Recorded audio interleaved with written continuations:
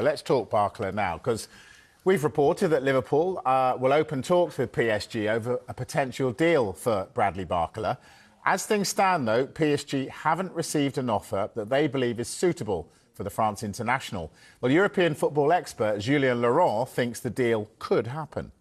In Paris right now, if he wants to leave or if somebody wants to come and get him, no problem. I think the door would open at the right price. And the problem right now is the price from a Liverpool point of view and a PSG point of view is just too different. And the gap between the two is too far. I think for PSG, they are looking at 140, 150 million euros, which is a lot of money for a player of any kind. But, you know, for Barcola, probably especially, at Liverpool, we're more looking at 70 to 80, maybe 90 pushing with some bonuses. So that gap is big for now. It might not be as big in a couple of weeks' time or even in a week's time. But for now, I think the issue is more on the valuation of the players that PSG have on one side and Liverpool have on the other side. All right, Mark. So Liverpool have got this massive Salah-sized hole on the right. Barcola plays on the left, so he's not the stopgap, is he? He's not the one that fills that hole. As I said earlier, I think Andoni Iraola will want a player that can play on both sides. And you're right, most of what Bradley Barcola has done at PSG has been operating on the left-hand side. But they do have a huge hole to try and fill in those attacking bursts. But what better place to go than to someone who's just won back-to-back Champions League and 13 major trophies whilst at PSG. He is a serial winner. He knows how to get the job and has been a part of a very, very successful squad over the last few years, who's won multiple league titles as well as had success at the highest club level with the Champions League wins. It feels like this fits.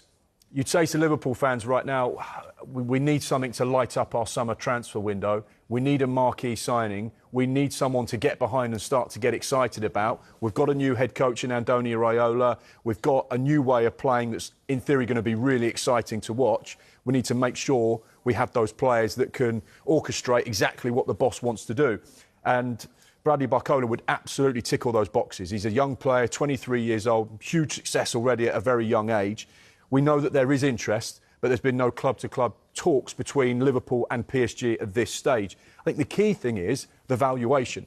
As Julian said there, they're looking at 140 to 145 million euros.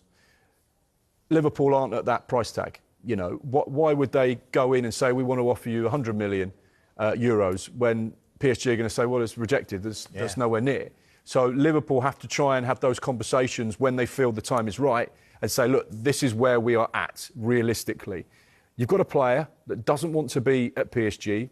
He's not had as much game time as he likes. He's interested in coming to us. Now let's do a sensible deal. Let's try and get to a point where we can both be happy here. It's just posturing. You know, PSG are not going to turn around and say, yeah, we want 115 million pounds for him. They're going to say we want 150 million pounds and then settle at around 120, 125. And the same for Liverpool. They're going to start low and then increase to a point that they're comfortable with. But it does feel like this is an interesting situation. It feels like there is going to be some significant dialogue between the two clubs at some stage, and you get the feeling that Barcola to Liverpool is a deal that could happen. It feels like it might happen. You wouldn't want to say it's definitely going to happen, but it certainly feels like this is the direction of travel for Liverpool. There's not many big marquee signings out there, but he would certainly be that one. He certainly would. But do they have to think about reinforcements at the back, though? No is the answer, we are being told. I know a lot of people are saying, well, Joe Gomez is out injured. You've got a Virgil van Dijk who's well into his 30s. You know, is he going to play every single game? Obviously, Giovanni Leone came in last season, young player, injured early on. You know, real big blow for Liverpool and the player. And Jeremy Jacquet is another player that's come into Liverpool this summer, but has been injured as well. So you're looking at a number of key defensive options that are all injured. And you're saying, well, hang on a second, can they go into a season with Champions League football, trying to compete for the Premier League without having that strength in depth? My understanding is Liverpool will not go into the market to sign a player for the next 4 to 6 weeks. You know, what do you spend 50, 60 million pounds on a defender? And then in 6 weeks' time, when everyone's fit and back, what's he going to do? Sit on the bench? Sit in the stands? Doesn't make financial sense. They're just going to have to ride through the storm and then wait for their players to come back, and then they will be at full strength at the back. Mark, you know Iraola well. Should Liverpool fans be excited? Oh, definitely. Definitely. The key to Andoni Iraola being successful at Liverpool is about the buy-in from the players. Can they get the right players in the transfer market? Can the players that are at the club all buy into what he wants to do? If they can be hugely entertaining to watch. There will be a real connection to the fan base, and they can go and challenge and compete at every single level in every single competition. But it's all about the players buying into the manager. At Bournemouth, he had success season upon season upon season, and then took them to 6th, got Europa League football, having sold £200 million worth of players. They sold Antoine Semenyo to Manchester City and then didn't lose a game after he went. You know, this is phenomenal stuff. But doing that at Bournemouth is one thing. Doing it at Liverpool, where the expectation is absolutely at the ceiling, is something completely different. If I could go and watch Liverpool games for the next 12 months, I absolutely would, because I think it could be a really exciting time. But then at the same time, you have to deliver results, full stop. Absolutely. Now, Robbie Keane played for both Liverpool and Spurs, who we've been discussing. £237 million so far. Sandro Tonali, club record, £100 million. Mateus Fernandes, £85 million. And Mark, De Zerbi has said that there's a bomber coming. Who's the bomber? We're not sure, in all honesty. But when you describe it as a bomber, generally means it's going to be a big hitter, big fee, a juggernaut of a player. Could it be that man, Cody Gakpo? Very possibly. What we know is that there is interest from Tottenham Hotspur to Liverpool with regards to the player. No formal club-to-club contact at this stage. However, he is absolutely on the radar of Spurs during this summer's transfer window. We know that they are looking now, after spending so much time at the beginning of the window strengthening things defensively, they're now looking in the final third, and they need players out wide and up front to really give them a little bit more juice. And you'd have to say, Cody Gakpo, when you look at their current options up front, you'd have to say he would absolutely be someone that would add a lot to that Spurs attack. One of the great things about Cody Gakpo is his versatility. He can play on the left, he can play on the right, he can play through the middle as a false nine.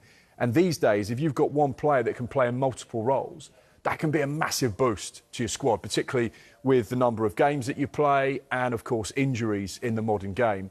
Let's take a look at the comparison then between Cody Gakpo and a number of those other players at Tottenham that play in those similar kind of positions. And you can see immediately, you know, big chances created. He stands out, assists there, he leads the way. Not quite as many goals as Richarlison, but he's certainly stacking up the numbers. Obviously, we know that Dominic Solanke had an injury-plagued season in the last campaign, so his numbers not looking as effective as perhaps they would do otherwise. But when you look at that, Mark, doesn't that say Spurs need some help? They need some reinforcements? Absolutely. Definitely. 100%. And that's where they're going to have to spend yet more money to try and strengthen that side. I think it's clear for everyone to see that this summer has been a summer where they are backing the head coach. They are spending the big bucks. All of the work that Daniel Levy did as the chairman to build a competitive Tottenham Hotspur that could generate money off the pitch, create their ability to go and spend big in the transfer window, go and match wages for other comparable sides in the Premier League. They're now doing that. And therefore, this is the summer where you look at Spurs and go, right, are they going to get back to where they were when they were getting to Champions League finals and challenging for Premier League titles? It certainly feels like this is a swell of a good feeling at the moment with regards to what's going on. Be interesting to see what happens. On the flip side of things, Liverpool won't want to lose a key player. And when you look at their wingers, Chiesa, Rio Ngamoa, Cade Gordon, Victor Munoz, Jeremy Frimpong, you'd have to say that probably Cody Gakpo is the number one. He's the key one. But didn't the Liverpool fans kind of fall out of love with Gakpo last season? You'd have to ask them that, in all honesty. You know, he's a player that's always given 100%. He's shown in flashes what he can be. Maybe the level of consistency they haven't quite seen, and that maybe is a frustration, because when you're a Liverpool winger, you have to perform 9 times out of 10. You know, you can have an off day every now and then, but the standards are right up there. Maybe he hasn't fulfilled them on a consistent basis. But you would have to say, looking at that list of players that we've just discussed there, he is still the number one. And Andoni Iraola wants wingers that can play on both sides. He doesn't want a winger that's just a left winger or just a right winger. He wants someone that can play both sides and cause problems both sides. The wing play is so key to the success of an Andoni Iraola side. At Bournemouth, he'd have 4, 5, 6 wingers in the squad because he knew he'd utilise them, they'd all get game time, he'd swap them around. At 60, 70 minutes, he'd freshen up the wide men. So they are going to be key. At Liverpool, I think he would want 4 wingers with a 5th younger winger. So that would be their model as they go into the season, to have 4 top-quality wingers and a younger one. Rio and Gamoa would probably be the young one, and then he'd want 4 key wingers. OK. Same said for De Zerbi. Is he going to sign Savinho, who, again, can play on the left and on the right? Well, Savinho is a player who's been of interest for Spurs for a number of transfer windows preceding Roberto De Zerbi joining, and Spurs have explored a deal to try to sign him in this transfer window. City are aware that Savinho wants to depart in this transfer window.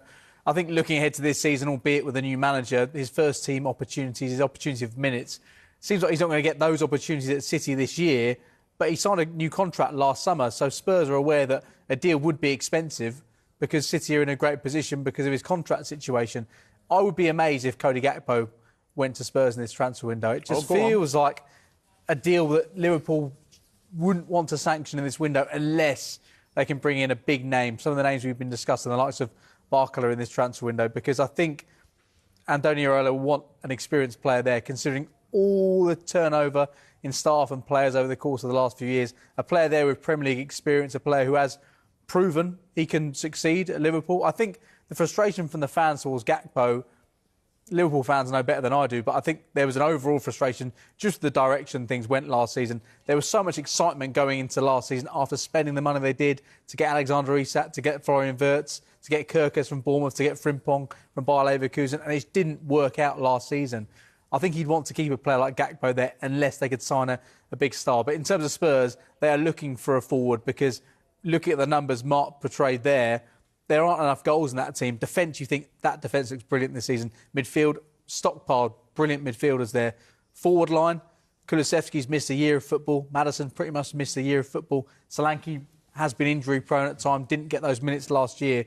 Richarlison, his future may be elsewhere. They need to get someone in. Whether Savinho would be the player who could solve all their issues, we wait to find out. Indeed. You may start with what may be a setback for the Premier League champions Arsenal in their pursuit of Bruno Guimarães. So, Mark, where are we with this one?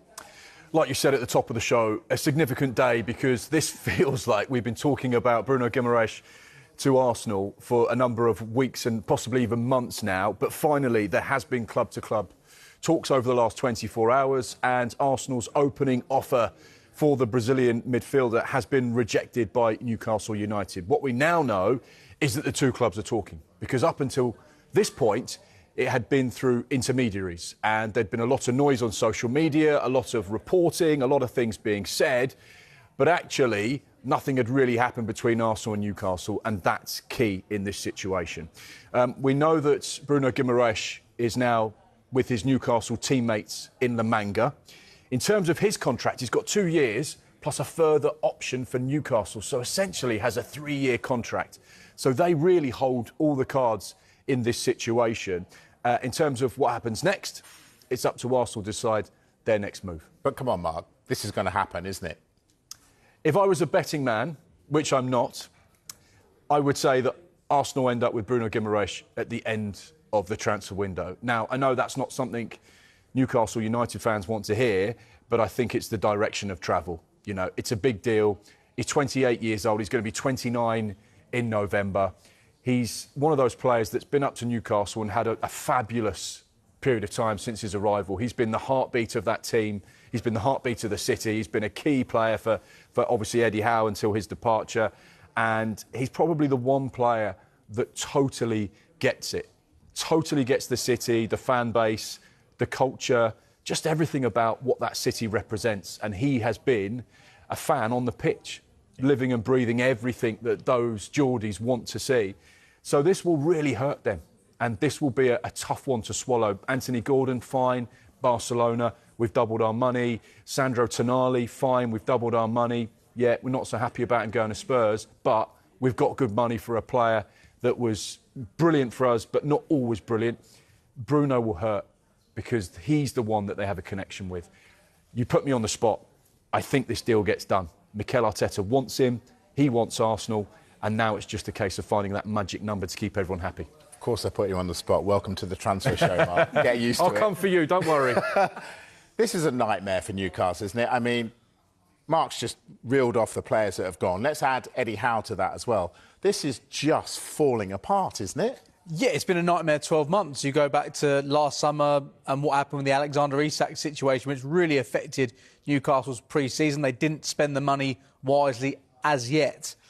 Huge outgoings off the pitch. There's been poor performances on the pitch. They finished 12th last season. There's a real sense of instability now because you've got a very young squad, youngsters with no Premier League experience, a new head coach coming in with no Premier League experience, with half a pre-season as well. A very, very young squad.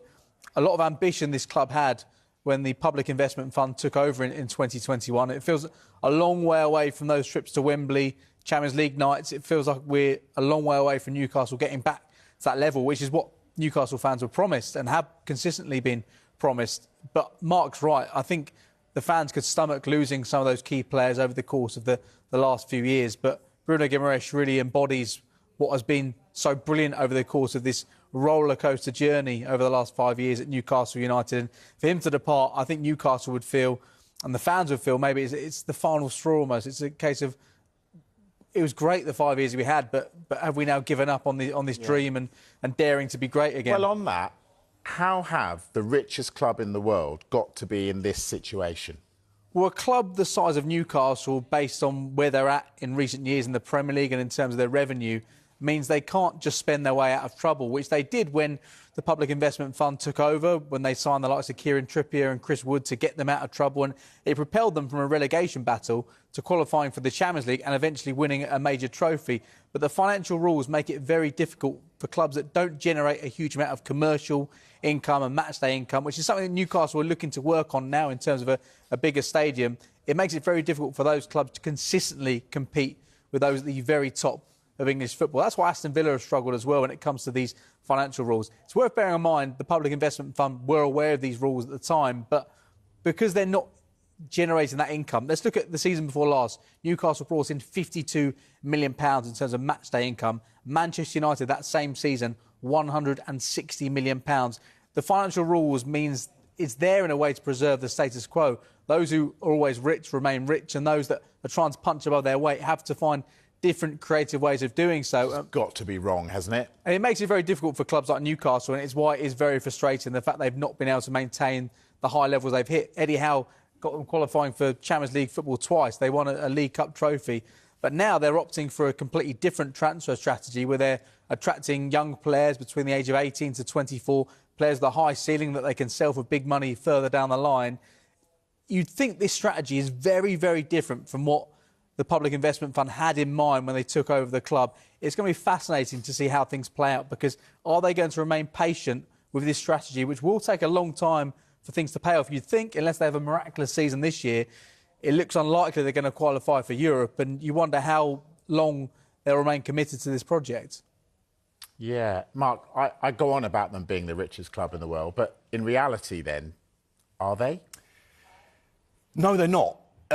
Because the Premier League only allows you to spend, with new squad cost ratio rules, 85% of your turnover on footballing costs. James touched upon some of the figures there. So, for example, Newcastle United, in their last set of financial accounts to the end of June 2025, they had a turnover of 335 million. You compare that, and obviously you can spend 85% of that. You compare that to someone like Manchester City, 694 million, which was 20 million down on the season before because they didn't progress as far in the Champions League, or Arsenal at 691 million. So they have got less than half the money to spend. And if you take, say, 85% of 691 million, gives you a fairly chunky amount of money you can spend on footballing costs. So that's why a lot of people say, how can they not spend? Yeah. Why can't they do it? The rules in place don't allow them to do it. Yes, PIF, as we know, access to billions and billions of pounds. They've invested in sport across the globe. They've withdrawn a lot of that recently with Live Golf, and we've seen what's happened in various other sports. But they simply cannot compete, and that's the problem they've had. And that's why now perhaps they've gone to a slightly different model where they've gone for younger players. Maybe they go, well, let's see if we can have a journey with a young group. Let's start with a young group and let's go on a journey with them for 2, 3, 4, 5 years. Because David Hopkinson, the chief exec, has been very bullish and said, I want Newcastle United to be competing for the Premier League around 2030. So 4 seasons' time. Maybe he's seeing this young group going, right, this is the group we are going to mould and develop and grow with and see if we can get them to where we want to get them. And the Newcastle fans are desperate, absolutely desperate to see more of the same type of success they've had under Eddie Howe. And it's just a shame that phase, that era has come to an end. Yeah. And this is the start of a new journey. And they'll be desperately hoping that these young players can maybe just punch above their weight because there is a lot of pressure and expectation on this current Newcastle group. Speaking of eras, Arsenal, they'll be hoping they've got an era which is beginning. Will that era include Vinícius Junior? Well, one thing we know is he's returned for pre-season training with Real Madrid following Brazil's exit from the World Cup. So does that mean no?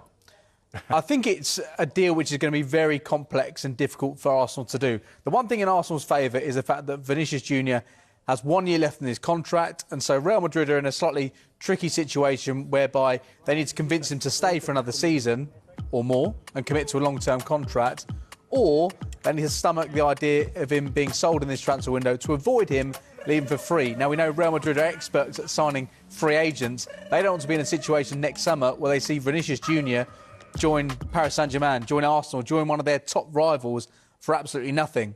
So they've got no intention of selling him in this transfer window. They're confident that he'll agree a new deal. And at the same time, Arsenal are monitoring this situation. He is their number one target on the left-hand side. There's a vacancy there for Vinícius Junior to enter and become a Premier League legend, you'd have to say. But it's very difficult for Arsenal to get this deal done, not least because of the finances which would be involved in Vinícius Junior's wages and, of course, a transfer fee they'd need to pay Real Madrid. But as the days tick down in this transfer window and there isn't a deal signed by Vinícius Junior, then there does remain a very strong possibility that he could leave. But again, the numbers here are going to be astronomical. Isn't that the point, Mark? It's all very well Vinícius Junior maybe agitating for more money on his contract or saying he's going to go, but there's nowhere to go because no one can afford him, surely. Outside of the Saudi Pro League, I don't think anyone really can get to where he's at financially. If you believe the reports, he's earning between £400,000 and £450,000 a week. Now, Arsenal's highest paid player, Bukayo Saka, Declan Rice, all on around £300,000. So, as James touched upon there, they would have to absolutely smash their wage structure to bring in a player of his calibre. Now, Arsenal are the Premier League champions. You talk about the start of an era or the era of success that they believe they can have. Now, let's be honest, Arsenal, if they are as effective as they were last season, should possibly go on and dominate English football for a number of years. Chelsea, Manchester United, Manchester City, Liverpool, all with new coaches, new era. This is the most stable that Arsenal have been. They've had Mikel Arteta at the helm for a number of years. They've spent over £1 billion in the transfer window. They've assembled this really brilliant title-winning squad. They just need to top it up now. Yeah. Would a marquee signing like Vinícius Junior be the type of player that would take Arsenal again to that next level? Absolutely. But it does feel like financially this is going to completely transform the club. Historically, a club that's not really spent huge amounts of money on wages and players. They have over the last few years, but everyone remembers the Arsene Wenger era where they just didn't spend any money. Yeah. I'm fascinated by this. There's a part of me that thinks this is a cynical move by Vinícius Junior and his camp to engineer a new contract at Real Madrid. Look at me, the Premier League champions of Arsenal want me, so therefore I'm a man in demand. You should give me a new contract and I'm happy to stay. Jose Mourinho will play a big part in this as well because clearly this is a superstar player that can unlock things, and Real Madrid haven't won La Liga for the last couple of years. Yeah. They need to get back to where they want anything for the last couple of years. Exactly, and they didn't win a single Spanish Cup. So he's going to want to have the best of the best of the best at that football club to ensure that he delivers silverware, because that's the expectation. So whether or not, Mark, Arsenal get him, don't they have to concentrate, given on what's happened in defensively, don't they have to concentrate maybe on centre-backs and bring someone in? This is definitely an area of concern, mostly because of the injuries that they've suffered. We know that they're interested in John Stones, but of course he's joined Inter Milan, signed a 2-year contract. He's not available now. We know that there is interest in Ezri Konsa, and the dialogue internally has been discussed. They've explored the parameters of a potential deal with regards to Aston Villa. However, they're not going to let a key defender go. There's going to be a valuation that Arsenal have and Aston Villa have, and we understand there's quite a significant gap between those two valuations at the moment. We know that Saliba is going to be out for some time. We know that Yuri Timber is out at the moment, although he has teased the fact that he'll be back soon. How soon, we don't know. We know that Ben White has suffered with injuries as well. So a number of key players for Arsenal at the back, and big question marks over the ability to be involved, certainly for the start of the campaign. So, yeah, Arsenal centre-backs, definitely a position to keep an eye on with regards to the Gunners. Absolutely. So much going on.